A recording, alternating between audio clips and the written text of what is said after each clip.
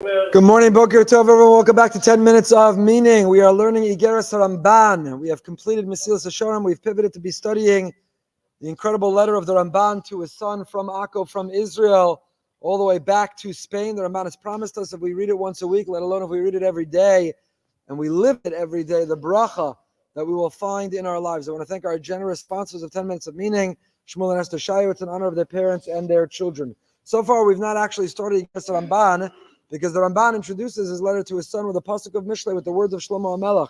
Shema b'ni musar avicha v'altito Torah simecha. Listen, my son, listen. Shema b'ni, listen to the words, the musar of your father and the Torah of, do not abandon the Torah of your mother. So far we translated the word Shema.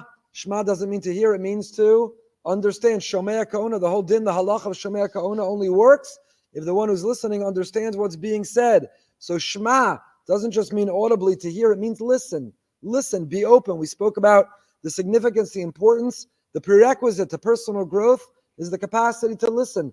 So the Ramban turns to his son and he says, be a listener. If you listen to me, if you listen to Torah, if you listen to Hashem, if you listen to his world, there are messages being proclaimed all the time. That's how we grow. B'ni, if one feels, you're my son, I'm your son, this is coming from a good place, it's coming from care and concern, it's coming from love and affection, then a person will be more predisposed to be able to heed and to hear the message. We quoted the Shla. That's why Yaakov Avinu says, Achai, he calls the shepherds my brothers, and therefore they are then open to what he has to say. So we continue. Shema, we translate, we go one word at a week. Shema, b'nei, we'll go two words. Musar avicha, the musar of your father.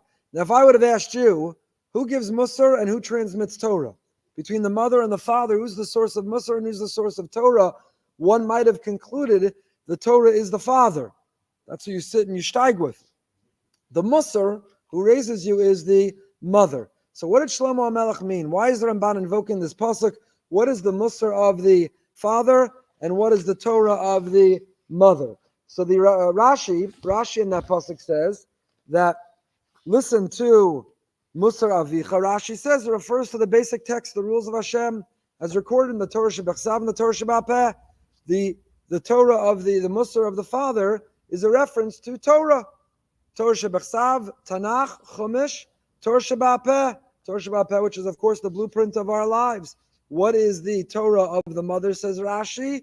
The additional siyagim, the additional fences and safeguards that the Chazal introduced. So what is the musar of the father? Torah Shebechsav, Torah Sheba'al Peh, Din D'Oraisa.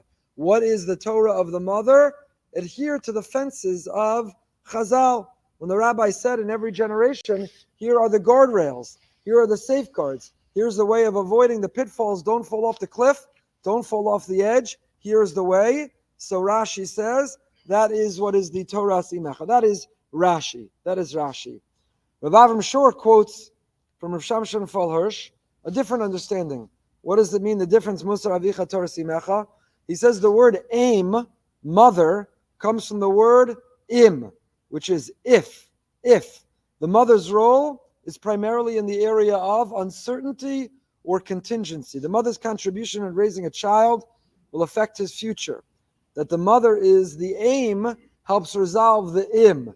There's so much doubt, there's so much uncertainty, there's so much worry, there's so much anxiety, there's so much that we don't know about this child's future. The aim helps resolve through her chizuk, through her role, through her love, through her affection, through the support, through the parameter, through the framework she provides to resolve the sense of im. So he says, the father can be viewed as the captain of the ship, but the mother who stands at the helm and determines the course to be taken. The father's function is to instruct. The mother's role, to implement the instructions in a practical way. So Shema b'ni musar avicha, heed your father's instructions. He lays down the law, the instructions, the principles. But at the same time, and perhaps even more importantly, Torah simecha, don't veer from your mother's teaching. She's the Iggeres HaBayis. She's the administrator in the house. She executes on the plan. Father may be the primary source of what is the plan, the parameters, the vision, the rules. But all that plan, all that strategic thinking is only as good as the administration, the administrator, the execution of it.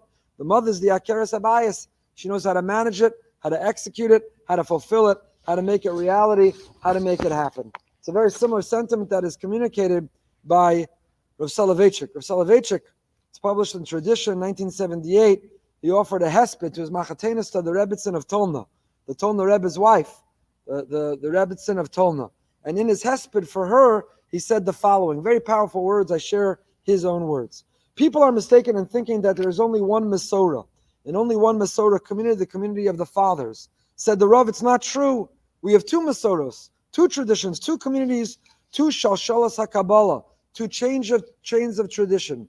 The Masorah community of the fathers and that of the mothers. He says, Kosam Arlaves Yaakov Esagid Levnei Yisrael, and Shema B'ni Musar Avicha V'Torah Simecha. What is the difference between these two Masoros? You see in these psukim, there's Beis Yaakov and there's Yisrael. You see there's Musar Avicha and there's Torah Simecha. What is the distinction between them? Let us explore what one learns from one's father and what one learns from one's mother. Listen to Rav Soloveitchik.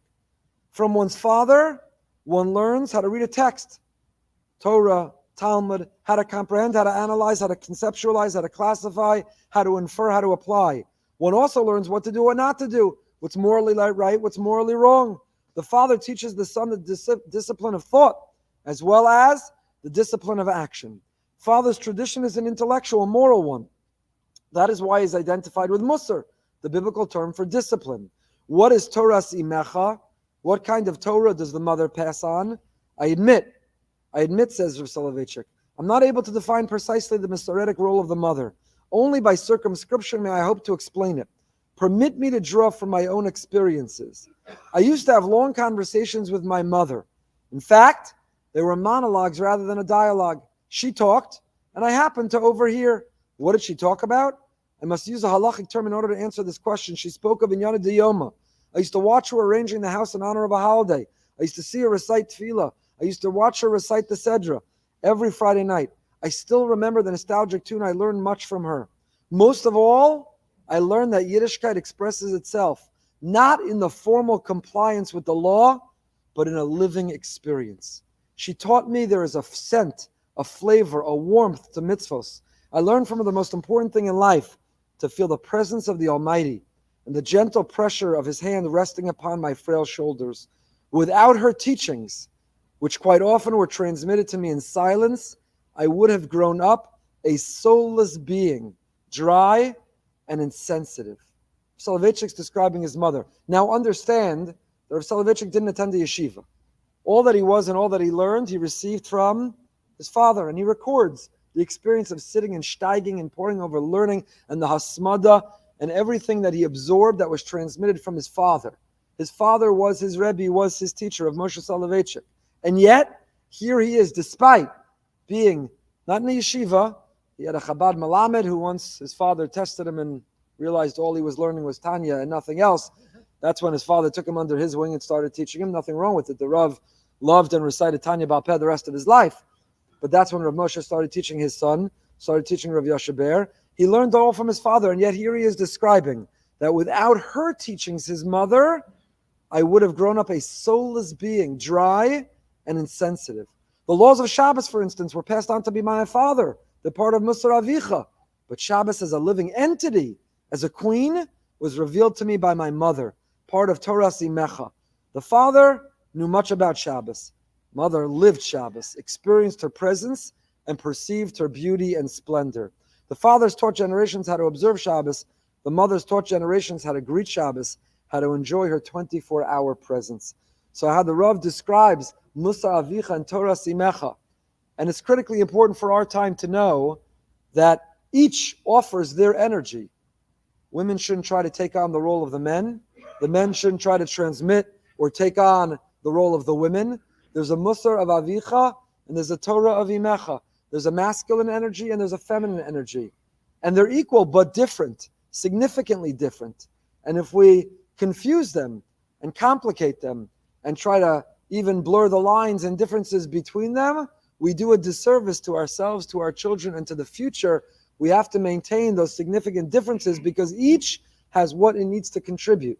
The Musar Avicha and the Torah Simecha, and where would Klal Yisrael be without both?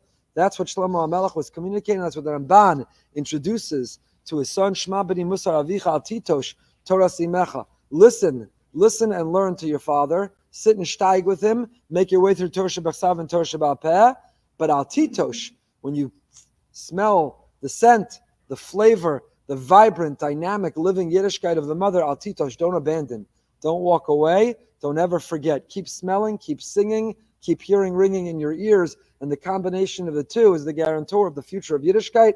And with that, next week, Emir Hashem will begin the proper words of the Ramban himself. Should be a great day. We should hear Besoros Tovos for Am Yisrael. I don't know, happy Pesach Sheni? Whatever the right greeting is.